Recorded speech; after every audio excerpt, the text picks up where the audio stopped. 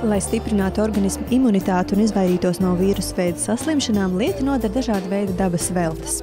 Ar veselīgiem un dabīgiem našķiem izstādes apmeklētājus cienāja arī uzņēmuma Dzērvenīte A pārstāvji, kura produkcijas sortiments ar gadiem kļuvis aizvien bagātīgāks. Es pati esmu pārsteigts, cik cilvēkiem mainījies ir uzskats, ka viņi sāk novērtēt to, kas ir Latvijā ražots. Pašs audzēts dzērvens jau 17 gadus. Bet ar visu šitas kopumā, kas te redzams, ir tikai kādus 10 gadus. Tiek spiesta sula, ir dzērveņa sīrups, ir cidonijas sīrups, ja?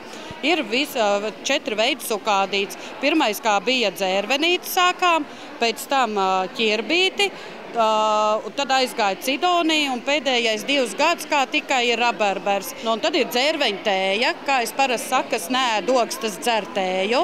Arī lieliski pret saaugstēšanos. Kāds jums iespējas par šo dienu?